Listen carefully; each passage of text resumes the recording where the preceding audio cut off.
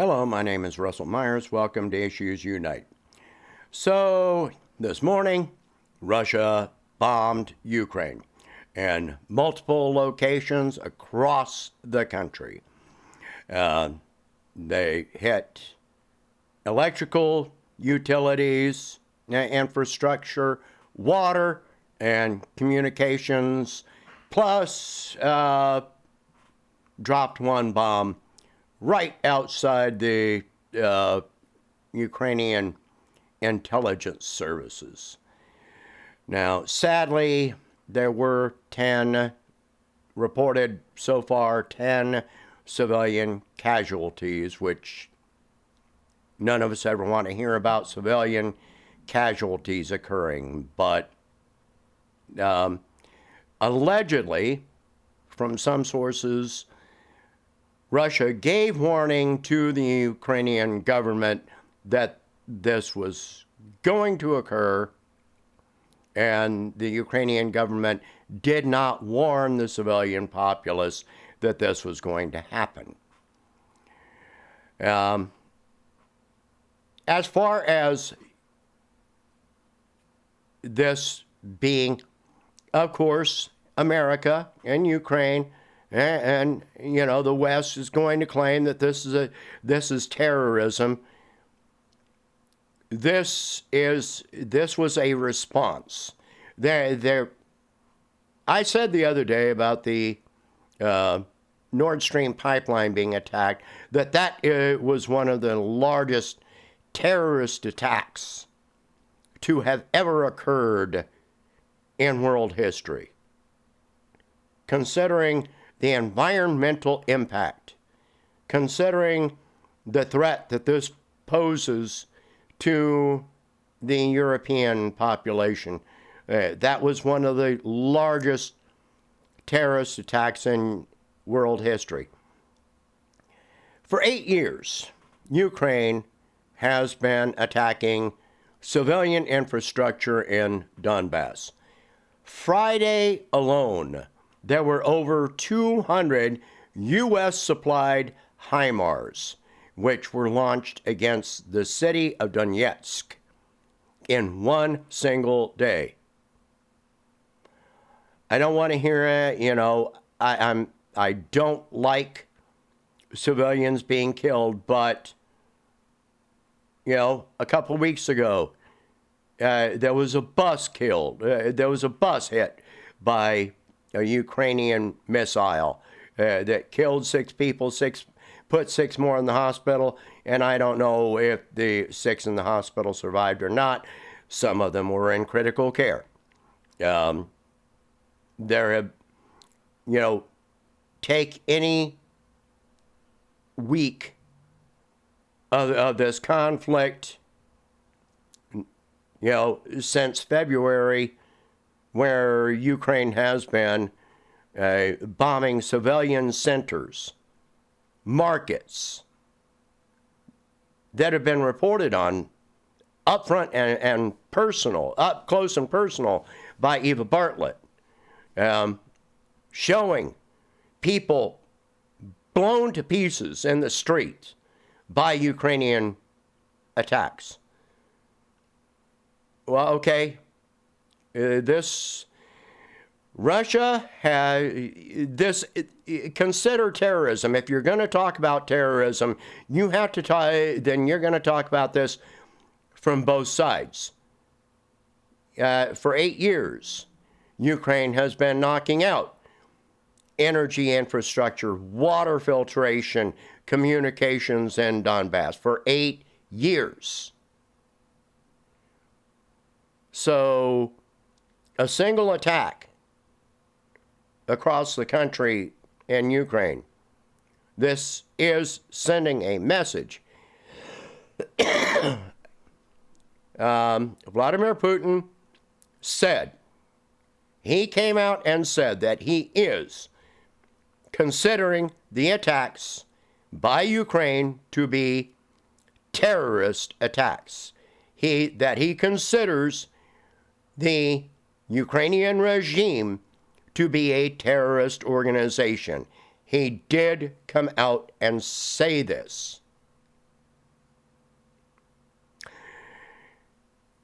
You think about just recent attacks, the bridge to Crimea, which is primarily used for civilian, traffic, food supplies, etc. Then the pipeline, over 200 bombs, U.S. supplied bombs, hitting Donetsk in a single day. All right.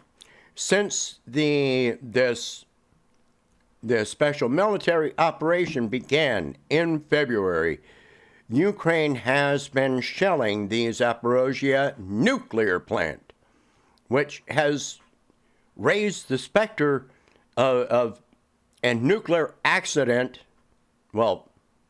sabotage, terrorist attack, which could affect millions of lives for years, decades, centuries.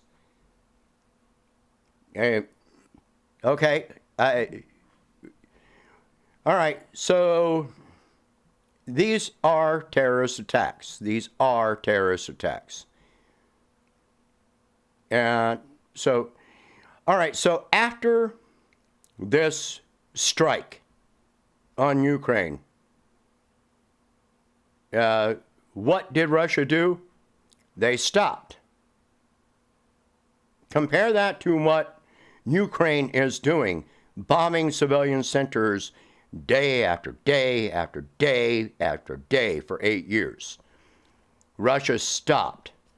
And Putin said, any terrorist attacks on our territory will be met with a proportional response. In other words, if Ukraine launches 200 missiles against Ukraine, against Russian territory, against civilian centers, then Russia is going to probably launch 200 missiles against, Ukrainian infrastructure. They will keep knocking this out. Now, right now, the utilities that Russia knocked out can be repaired right now. But if Ukraine continues to attack civilian centers, continues conducting attacks on civilian infrastructure in what is now Russian territory, then you can expect that Russia will continue knocking out the power, knocking out the water, knocking out the communications. You can count on this. The other day, they named a new general that is in charge of all of the Russian military forces in all of the newly reclaimed Russian regions, according to Russia. And that general has combat experience from Syria and other places. And in Russia, they nickname him General Armageddon. I'm kind of thinking that he might have something to do with this response this morning. I'm not sure. That information was not reported. But it's kind of interesting that, there are a whole lot of sequence of events here. Ukraine needs to come to the bargaining table, sit down and start talking.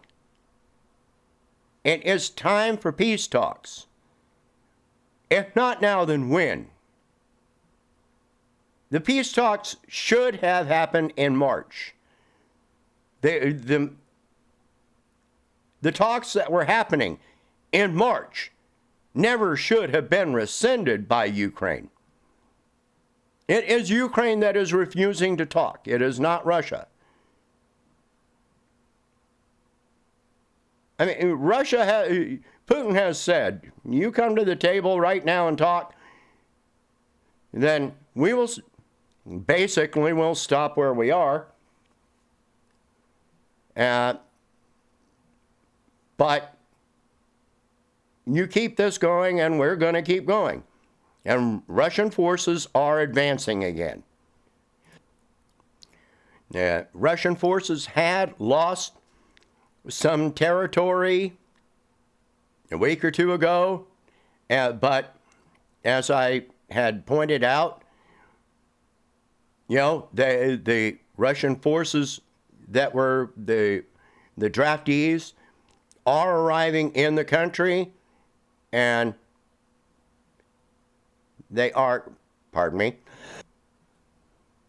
and of course they brought new equipment with them, as I had been saying was going to happen. And again, Russian forces are advancing. Slowly so far, but they are advancing. And so Ukraine is losing ground. They are losing people. They are losing equipment. Yesterday alone, they lost like 100 armored vehicles and 500 soldiers. But that was in response to their attempts at,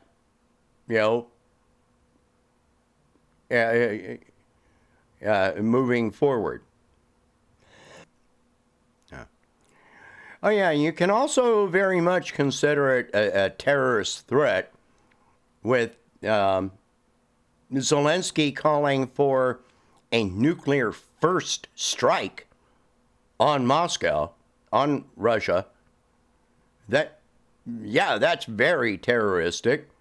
While all the Western governments have said that there is no indication that Russia is going to use nuclear weapons. What Putin said was that we will not, hold back if our existence is threatened. That's a normal statement. So this retaliation involved missiles that were launched from land, sea, and air, including certain types of missiles that Western propagandists had been claiming Russia had run out of. Well, obviously they're not out of them. And some NATO countries have actually been estimated or formally announced that if they actually had to fight, which they won't have to, but if they had to fight directly, they only have enough ammo for less than 2 weeks, because they have given up so much of their armament to Ukraine. Again, just like the last attack on the infrastructure, this is a psychological operation. This is a warning. This is to try and get the Ukrainian populace to protest and state that they don't want this anymore. Across Europe, as I had said was going to happen, the number of protests, the size of protests has grown exponentially, with people stating, we don't want this anymore. Stop giving our money to Ukraine. Stop giving our weapons to Ukraine. Restore the flow of Russian gas. We cannot afford this. We are going to die this winter. It is time for peace talks. That's what the protesters in Europe are saying. Belgium, Paris, Now, I think Berlin, there were several major protests across Europe this weekend. And those protests are going to keep getting larger and larger in number and larger in scale, because winter is coming on right now. And speaking of which, the autumn rains have started in Ukraine and the leaves are falling off the trees. The rains mean that the Ukrainian mobile, armored vehicles can't really function all that well. So the defensive line has got the advantage there. They can sit in one place and just keep launching artillery.